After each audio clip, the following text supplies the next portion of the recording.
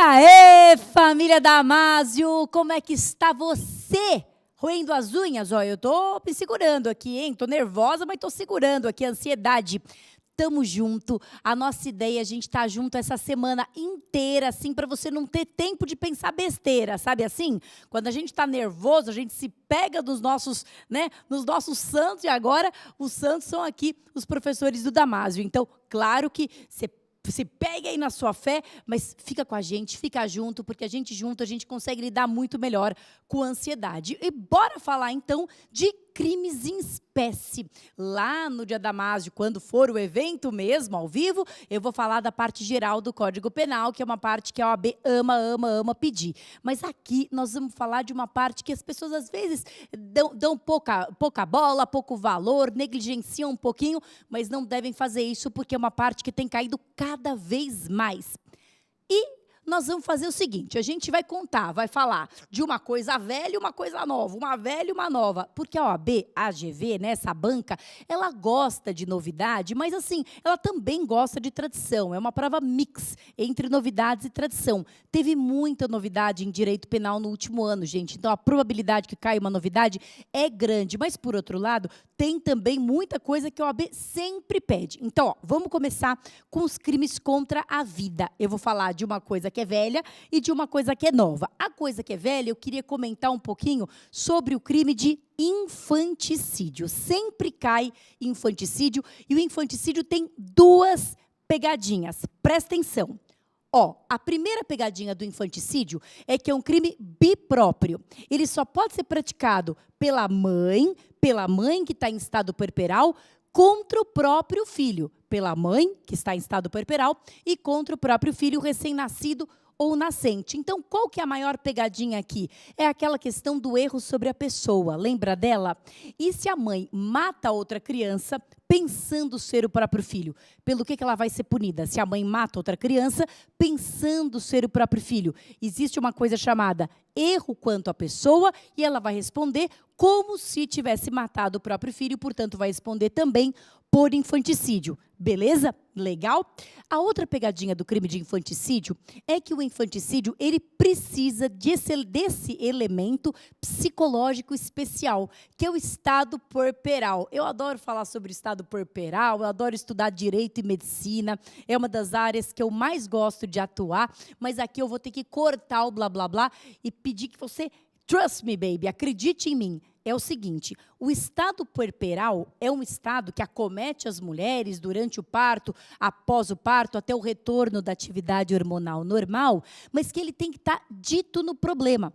Então, se o problema disser simplesmente assim, a Patrícia, logo após o parto, matou a sua própria filha, ai, chega a arrepia, a Patrícia, logo após o parto, matou a sua própria filha, o crime não é de infanticídio, o crime tal como eu descrevi é de homicídio. Beleza? O crime é de homicídio e não de infanticídio. Para ser infanticídio, tem que estar dizendo que eu estava logo após o parto, que eu matei minha própria filha e que eu estava... Minha própria filha, porque eu só tenho filha, né?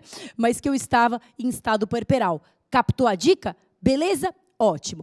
O próximo crime contra a vida, que eu quero dar aqui destaque, esse é o novo. Lembrei, eu ia falar um velho, um novo, um velho, um novo. Já falei do velho, que é o infanticídio, agora o novo. É o crime de participação em suicídio.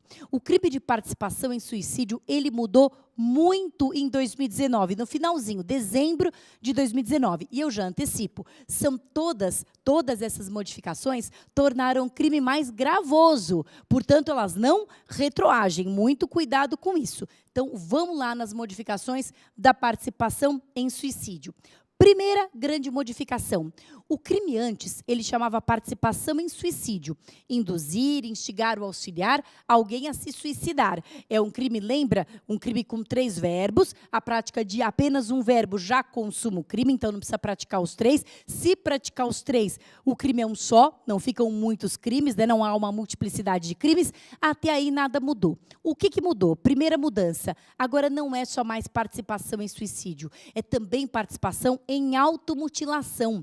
Então, imagina que eu induzo uma pessoa a se cortar, a se ferir, a se mutilar. Uma coisa que até fiz uma live recentemente com Madeira, está nos preocupando, né, enquanto pais e mães de adolescentes, porque isso se popularizou muito. Então, esse delito, se for praticado contra menor de 18, terá inclusive uma pena qualificada, uma pena agravada, uma pena majorada, se for praticado contra menor de 18. Se for praticado contra menor de 14, ele pode virar outro delito, pode virar o crime de homicídio ou de lesão corporal gravíssima. Mas, bem, o que mudou nesse crime de participação em suicídio? Agora ele é participação em suicídio ou em automutilação, o que antes não tinha. Agora, presta atenção, que o que eu vou falar agora eu acho que é a principal e mais importante mudança do crime de participação em suicídio ou em automutilação. É o seguinte, você vai ver várias pegadinhas da OAB em volta desse tema. Qual que é a história? Antigamente, antes de 2019, esse crime, lembra, ele era um crime condicionado pelo resultado.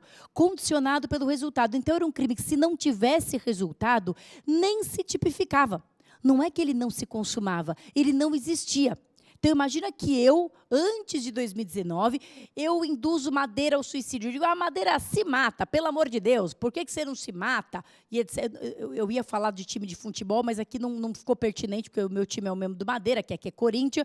Então, eu falo, Madeira se mata, e o Madeira pula da janela. Pula da janela, mas como Madeira não é lá muito inteligente, ele pula de uma janela baixinha e fica só com um raladinho no joelho. Antes, gente, a minha conduta era atípica, cuidado.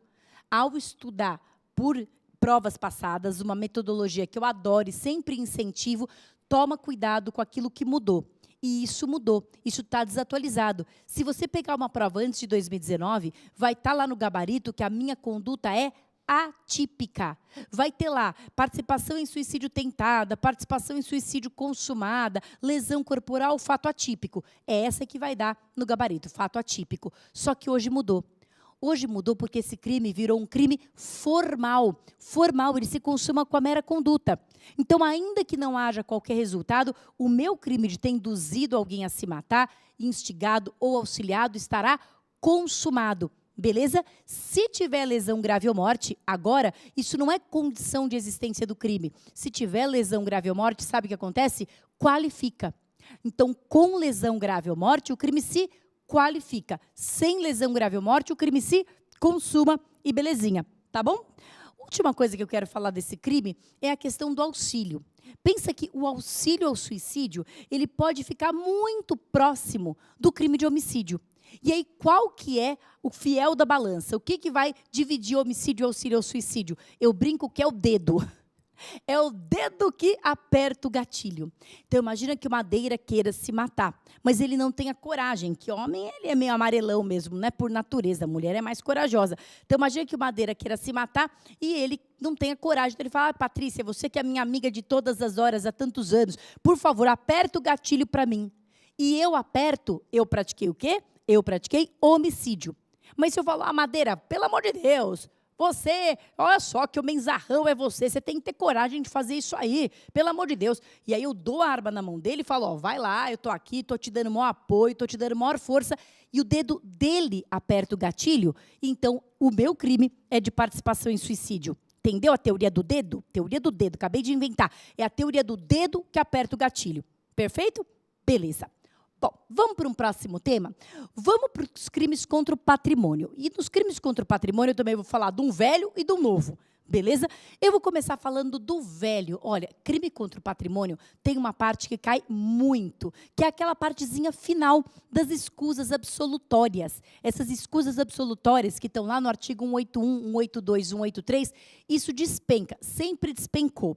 Então, lembre o seguinte, que nos crimes contra o patrimônio, que vão lá desde o furto até a receptação, passando pela extorsão, pelo dano, pelo estelionato e tantos outros, pelo roubo, enfim, pela apropriação indébita, os crimes contra o patrimônio são isentos de pena, o agente é isento de pena, se comete o crime em detrimento de cônjuge, ascendente ou descendente.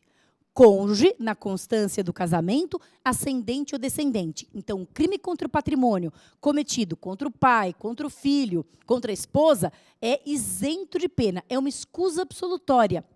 Nota que não é uma exclusão do crime, tudo bem?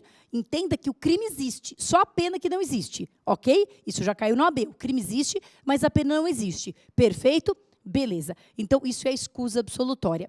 Além da escusa absolutória, a gente tem uma coisa chamada imunidade relativa. O que é essa imunidade relativa? Essa imunidade relativa é o seguinte: aquele crime que, via de regra, seria de ação penal pública incondicionada, passa a ser de ação penal pública condicionada à representação. Aquele crime contra o patrimônio, que era de ação penal pública incondicionada, passa a ser condicionada à representação. Em que casos? Nos seguintes casos. Primeiro, caso de crime praticado entre irmãos. Entre irmãos. Entre tios e sobrinhos. Sobrinho contra o tio, tio ou sobrinho. Mas aí, nesse caso, só do tio e sobrinho, do irmão não. O irmão pode ser irmão morando em casas diferentes, mas tio e sobrinho desde que coabitem. Irmão não, mas tio e sobrinhos que coabitem, que vivam na mesma casa. Ou entre cônjuges separados judicialmente, né? Hoje não acontece mais tanto, entre cônjuges separados judicialmente. Então, nesses 3 casos, nós temos uma imunidade relativa, beleza? Agora, presta atenção, que uma das coisas mais importantes dessa sistemática da escusa absolutória e das imunidades é o afastamento da escusa absolutória e das imunidades. Quando que a escusa absolutória e as imunidades, a imunidade relativa, não se aplicam. Não se aplicam. Então, anota aí. Não se aplica nada disso que eu falei. Não se aplica nada disso que eu falei. Em primeiro lugar, quando o crime é praticado com violência ou grave ameaça. Violência ou grave ameaça. Então, por exemplo, o filho que furta o pai, tá de boa. Agora, o filho que rouba o pai, aí não, né? Crime com violência, contra pai, contra mãe, aí não pode. Então, pode. Não é que pode, pelo amor de Deus, não vai aprender que pode. Não é que pode, mas é isento de pena se furta, mas não é isento de pena se rouba, se extorque, né? Extorsão também tem violência ou grave ameaça, beleza? Também não haverá essa isenção de pena, não haverá imunidade relativa, não haverá nem 181, nem 182 ao estranho que participa do crime, né? Então, se eu cometo em concurso com meu marido um crime contra o patrimônio do meu pai, eu sou isenta de pena, mas o meu marido não, né? Não vale para sogro, para genro, só vale para o filho, para ascendente ou descendente, beleza? E, por fim, também não se aplica nem 181, nem 182, não se aplica nenhum desses 2 dispositivos se a vítima é maior de 60. Então, ó, eu também já estou fora, que o papai já tem 83 anos, já está com as 2 doses da vacina, graças a Deus, mas não se aplica a escusa absolutória nesse caso, tá certo? Muito bem. Agora vamos para o novo. Bem, a grande novidade, os crimes contra o patrimônio sofreram várias modificações, mas a modificação mais relevante, mais importante, eu creio, é a modificação do estelionato. E o estelionato, que é um crime via de regra de ação penal pública incondicionada, era, via de regra um crime de ação penal pública incondicionada, passou a ser de ação penal pública condicionada à representação. Então, o crime de estelionato passou a ser de ação penal pública condicionada. Isso você já sabe, né? Você está hiper careca de saber que nós estamos falando isso há 1000 anos. Quais são, eu acho que, as pegadinhas? A primeira pegadinha é a questão das exceções. A regra agora é a ação penal pública condicionada à representação. Precisa da autorização da vítima. Só que tem exceções. E quais são essas exceções? Quais são as situações em que o estelionato continua sendo, como sempre foi, de ação penal pública incondicionada? Quais são as situações? Ó, anota aí. Quando o estelionato for praticado contra a administração, direta ou indireta. A administração pública, tudo bem? Então, contra o INSS, contra a administração, sempre pública incondicionada, até porque aí não teria nem sentido, né? Quem é que iria representar? Essa parte aí está fácil. Mas, segunda hipótese, contra menor de 18 ou maior de 70. Menor de 18 ou maior de 70. A lei fala criança ou adolescente, que eu estou aqui resumindo, menor de 18 ou maior de 70, tá bom? Não é 60. Você lembra que o Código Penal ele fez o favor de estabelecer várias faixas de idoso, né? O idoso jovem, o idoso médio, o idoso super idoso, né? Porque hora ele fala 60, hora ele fala 70, hora ele fala 80, cada hora ele fala uma coisa. Aqui é 70, maior de 70, beleza? Ou quando a vítima for deficiente mental ou por outra razão incapaz. deficiente mental ou por outra razão incapaz. Nesse caso, o estelionato passa a ser, ou volta a ser, ou continua a ser de ação penal pública incondicionada. Beleza? Presta atenção. Presta atenção. Presta atenção, porque tem uma polêmica. A OAB, ela não gosta muito de se meter em polêmica jurisprudencial, mas tem algumas polêmicas que são tão tchans, são tão tchum-tchum-tchum, são tão zum-zum-zum, que eu acho que tem probabilidade de cair. E a polêmica aqui é se essa norma que fez com que o estelionato passasse a ser de ação penal pública condicionada à representação como regra, se ela retroage.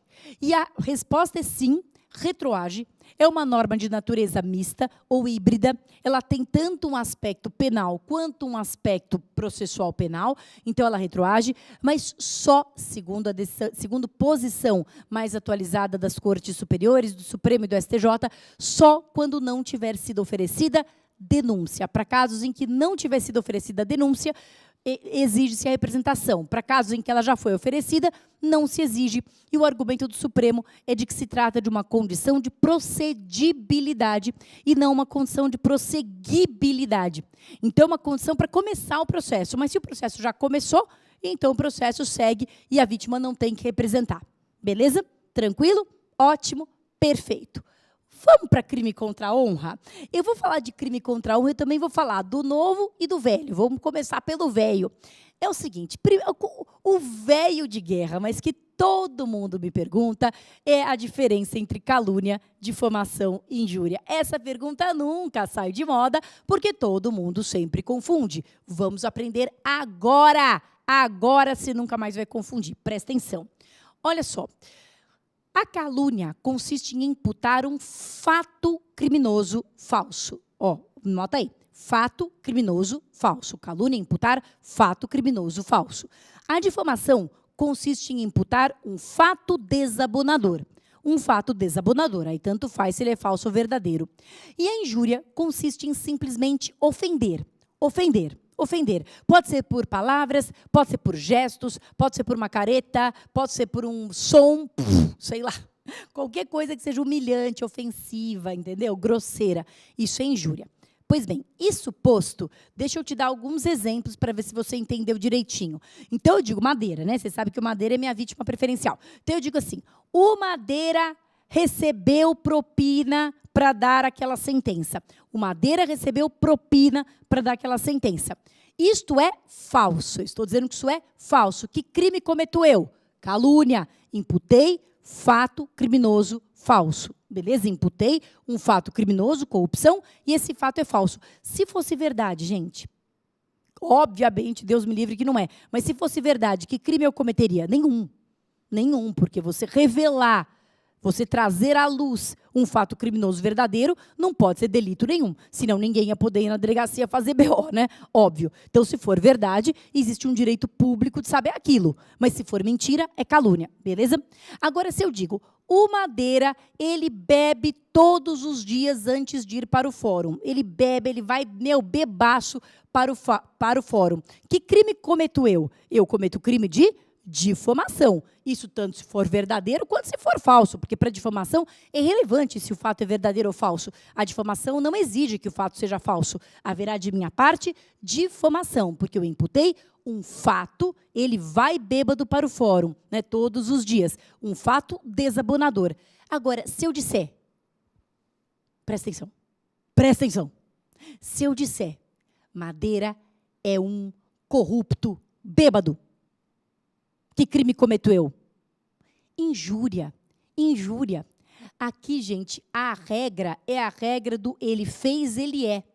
Ou, sendo mais assim bonita e erudita, é a regra do adjetivo e do verbo. Presta atenção, essa é a pegadinha do milênio e eu estou te dando a salvação do milênio.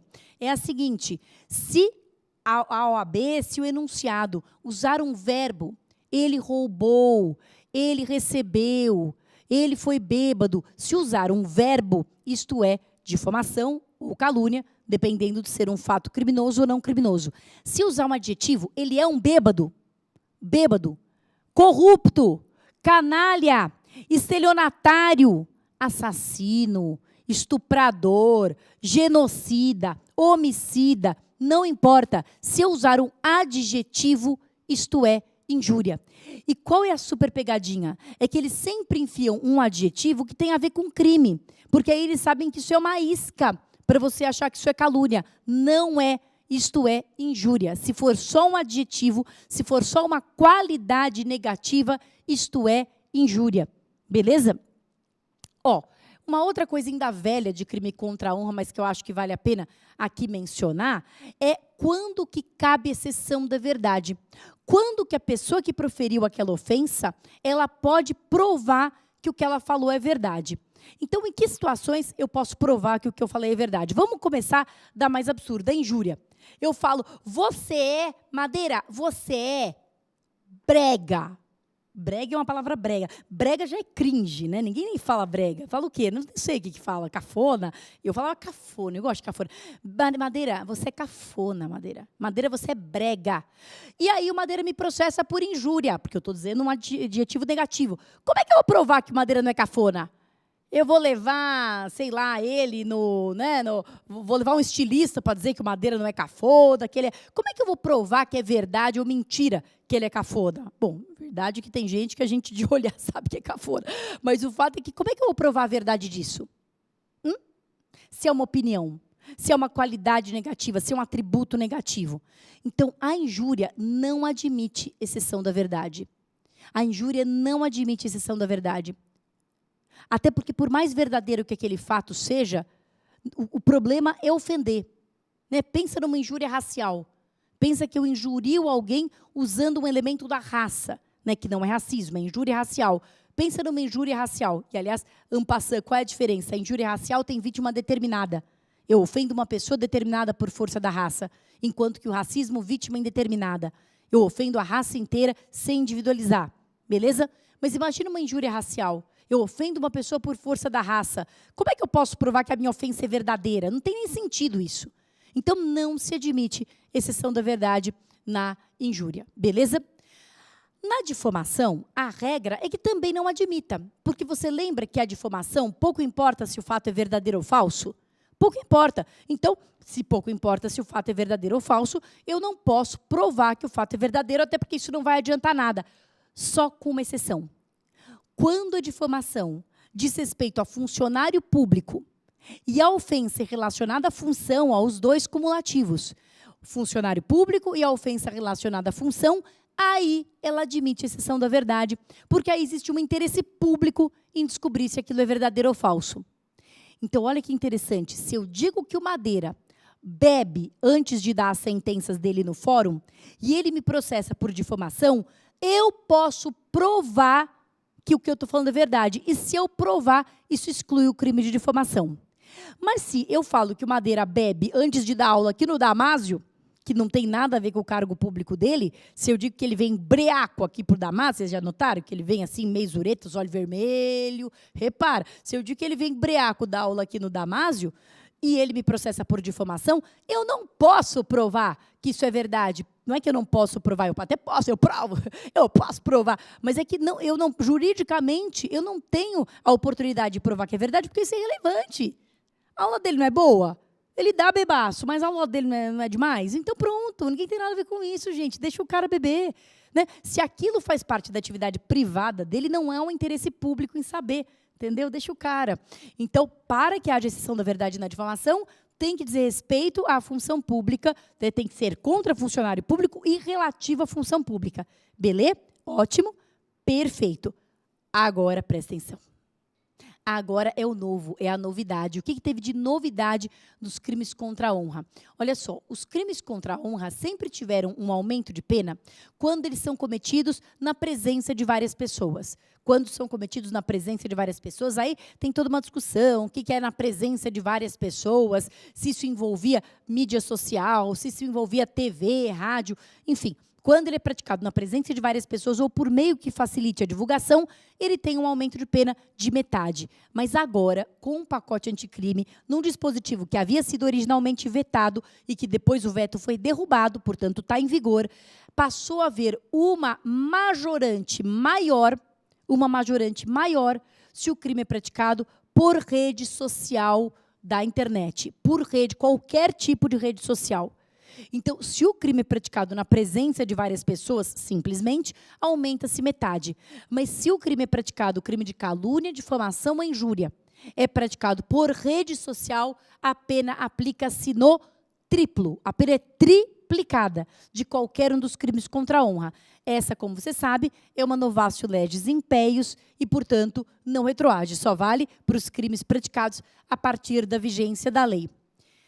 Belezinha? Gente, é isso. Crimes em espécie. Vimos os principais. Certeza, mano, que cai coisa dessa aula. E aí, no nosso mega evento, nós vamos falar de direito penal geral. Tranquilo? Ó só, quero terminar aqui com olhos nos olhos, porque é muito importante. Gente, um dia depois do outro, força, foco e fé. Eu juro por Deus, não são palavras. Para mim, são mantras na minha vida. Eu olho todo dia no espelho e penso, força, foco e fé. Eu tenho um propósito, eu tenho o propósito de fazer o bem, eu tenho o propósito de adquirir ou de alcançar um sucesso legítimo, sem machucar ninguém, sem pisar em ninguém, só fazendo bem, não fazendo mal. Então pronto, então eu tenho a fé no meu coração, o foco na minha mente e eu vou alcançar meu objetivo. Vai haver dias piores, vai haver dias melhores, mas mantendo esse mantra na tua cabeça, você vai chegar aonde você quiser e eu tô te prometendo isso. Você está entendendo? Não importa se essa é a primeira, a segunda ou a 10ª vez que você faz a prova da OAB. Essa é a última vez que você faz a prova da OAB. Tá combinado? Então beleza. É nóis, mano. Até.